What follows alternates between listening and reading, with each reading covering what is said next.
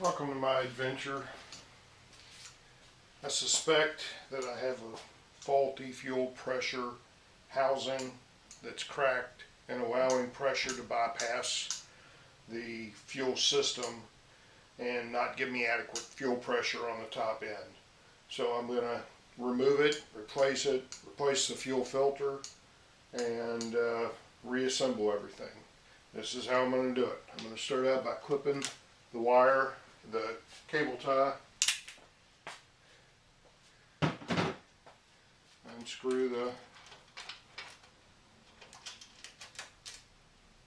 two screws, disconnect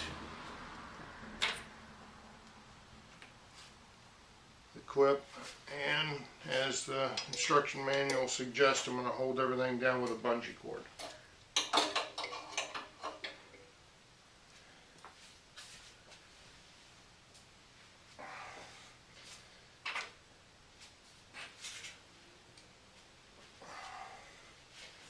I'll then remove the top plate along with the fuel vent line.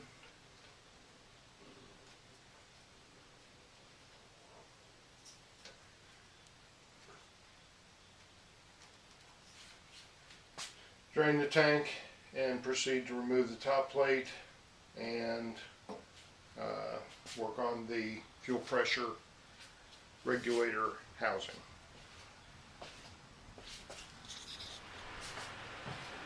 One thing I've done in advance is I've taken and cleaned this area off very good with a damp rag and then a dry rag. And I've also disconnected the negative battery cable, and the vent line, simply just pull that off of there and place it in an area where it won't damage the paint or be in your way. Now I'm going to remove these 10 screws, remove the plate, and remove the fuel system tank assembly.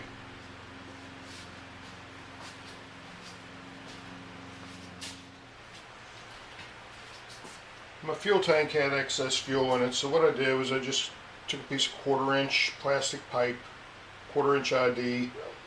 I cut a piece off to install on top of the vent tube. I covered the hole with my hand and blew into the vent tube. I don't like getting mouthfuls of gasoline. So the fuel is draining out into the tank. We're draining excess fuel out of the fuel tank before we get started.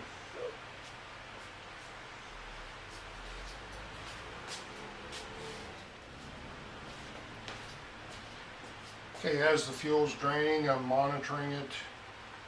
And when I see bubbles come through here, I'll know it's empty, or I'll know that the tube needs to be repositioned.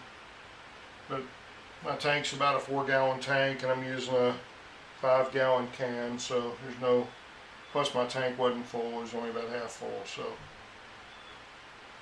there's not going to be any chance of the fuel can overflowing. But just paying attention to everything, making sure I don't spill any fuel on the paint. Fuel and paint don't mix.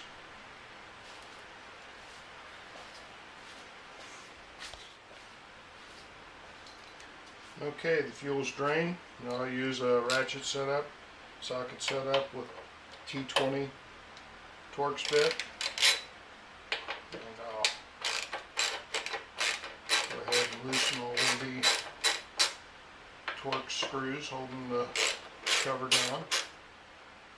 I've also gone ahead and replaced my fuel cap to avoid anything falling into the fuel tank inadvertently. I'll go ahead and remove these, and I can access the components of the fuel tank fuel delivery system. I'll go ahead and remove these and we'll lift that cover off there. The screws that hold the fuel panel down are special screws. They have a special little fitting on them, seal, that helps keep the fuel in the tank. A lot of people reuse these. I'm gonna opt to go ahead and replace the screws and the rubber gasket. I don't like doing things twice, so I'm just gonna go ahead and replace stuff.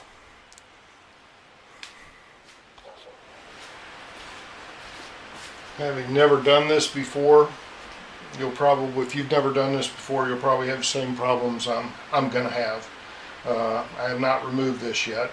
I'm gonna have a screwdriver, a flashlight handy, and I'll also have some wire cutters close by to go ahead and cut the check valve fuel line, because I'm going to replace the check valve in the tank also. It's coming up on 14 years old, so this is a 2003 anniversary model, and it was delivered in 2002, so it's maybe 14 years old, so it's probably time to do it.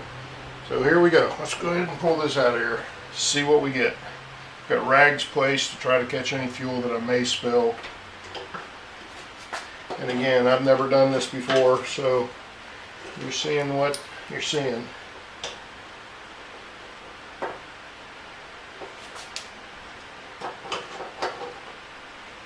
And mine's pretty tight in there, fuel pump and everything. I'm not seeing the little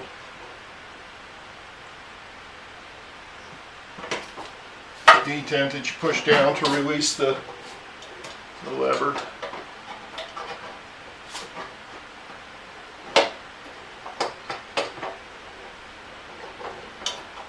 I don't want to force anything.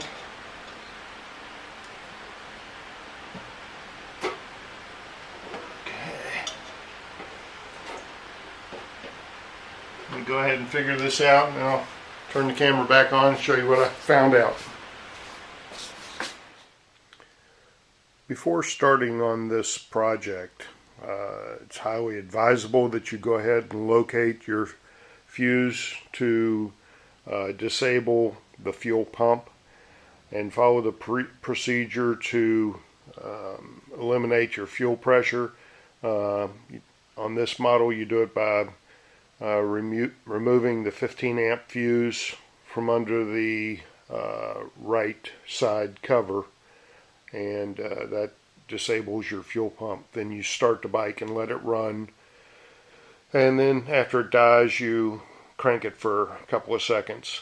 Letting it sit for at least overnight, if you have a split in your fuel line, your high pressure fuel line going to your fuel injectors, if you let it sit overnight, then disable your fuel pump by pulling the fuse and then start it. If it doesn't start, that tells you probably have a split in the plastic fuel line, or you have a major bleed off in your fuel injectors.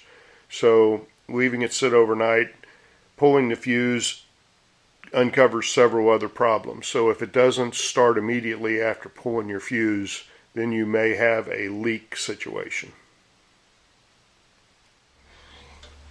What you want to do to remove the fuel pump assembly is you put your screwdriver in there and you actually push down, and that allows the assembly to swivel out of the way, and then you can go ahead and manipulate your assembly out of the tank.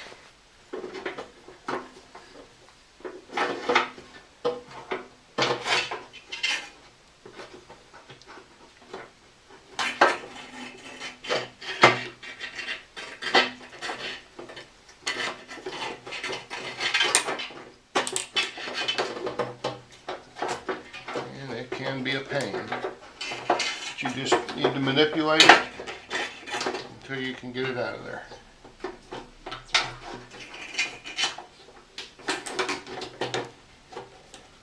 It's never easy.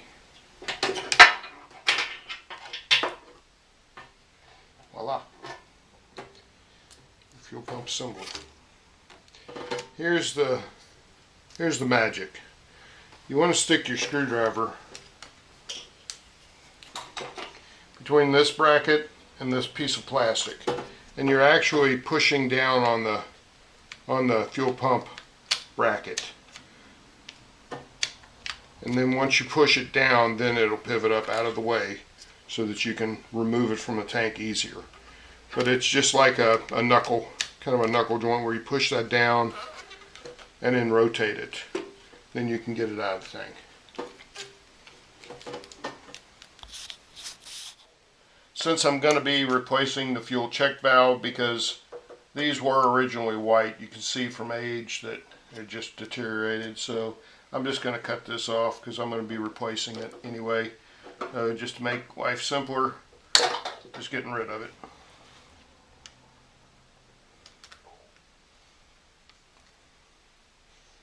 Now I can set this aside. Okay, I'm now going to release the check valve. You just push up on this and pull down on the fuel line. I like to keep a rag around it just to keep the fuel from splashing all over the place. But you can see that even pushing up on this does not make more fuel come out. The fuel only comes out when the rest of the assembly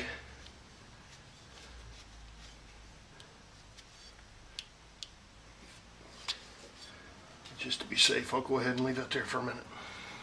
Just let anything that will evaporate into the rag. I'm going to be replacing the check valve and fuel line with a new check valve assembly. It's part number 62228-03. And if you remember the color of the original one, it was yellowed very badly, so it's definitely time for it to be replaced. So I'll be installing this new check valve assembly, and to remove the original check valve assembly, I'll use a 7/8 socket. It's a deeper socket, and there's about probably a half a gallon of fuel, because I have a tank lift kit, a front lift kit. So there is still some fuel laying in this side of the fuel tank. So I want to catch that by just using a couple of funnels like this and letting them drain into a container, and one of these containers should catch, or both of them should catch all of the fuel. Okay, we're going to start by using a 7/8 socket just to break this loose.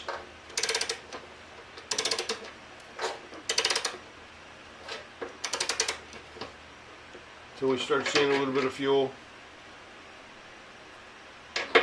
drip out of there. We're going to position our funnel in place to catch anything that spills or drips. We're going to use an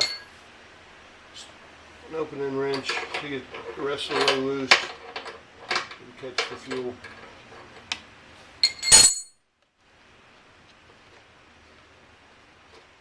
Okay.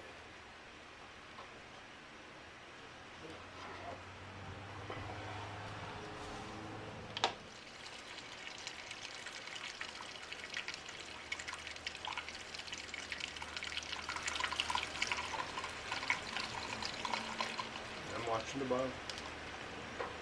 Okay, looks like we're about drained out. Okay.